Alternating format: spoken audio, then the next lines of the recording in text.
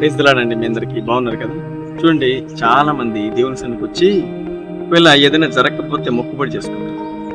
ఆ మొక్కుబడి చేసుకున్న తర్వాత ఎలా ఉంటారు మీకు ఉదాహరణ చెప్తాను. కానట దేవుని సన్నిధికి వచ్చి ప్రార్థన చేస్తాను, ప్రభువా నాకు జాబ్ ఇస్తే 2 నెలల శాలరీ నీకే ఇచ్చేస్తాను, నెల ఖచ్చితంగా దశం భాగం తీస్తాను అయ్యా అయ్యా అని ఏడుస్తూ.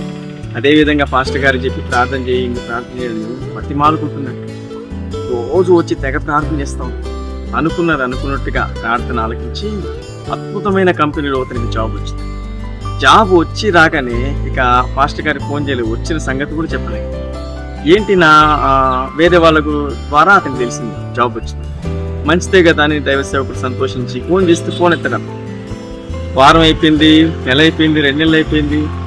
మరి దైవ సేవకుని ఫోన్ ఎత్తడంలా కనిపించడం, ఆ చర్చికి అసలు రావడం లేదు. ఎక్కడికో వేరే చోటుకి వెళ్తూ ఆయన కనిపించగా తిరుగుతుంది. ఏమైంది మొక్కుబడి ఏమైంది, 2 నెలల జీతం ఏమైంది, ఆ దశం భాగం ఏమైంది, దైవసేవకుడు ఏం పట్టించుకోలేదు మామూలుగా. కానీ ఈ మొక్కుబడి చెల్లించకపోవటం బట్టి నెలలు గడుస్తున్నాయి. మొక్కుబడి సంగతి పక్కన పెట్టేశాడు, దశం భాగం పక్కన పెట్టేశాడు. ఏమైందంటే అతనికి ఒక క్యాన్సర్ వచ్చింది. క్యాన్సర్ వచ్చి వీక్ అయిపోయాడు, పక్కగా అయిపోయాడు.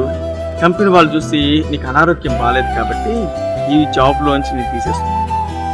షాక్ అయిపోయాడు, భయపడుతున్నాడు, గడగడ ఉంటున్నాడు. చూడండి, దేవుని సన్నిధిలో ఏదైనా మొక్కుబడిని చేస్తున్నావా, నడువు చేయకుండా దాన్ని వెంటనే చెల్లించు. నిన్ను దీవించాడు కదా ప్రభు, నువ్వు అడిగింది ఇచ్చాడు కదా. అడిగింది ఇచ్చినప్పుడు మరి నువ్వు మొక్కుకుంది చేయడానికి నీకేంటి? జాగ్రత్త, నువ్వు దేవునితో మొక్కుబడి చేసుకుంటావు. ఆయన రాబట్టుకున్నాడా అది నీకు పాపం అవుతుంది, శాపం కూడా అవుతుంది.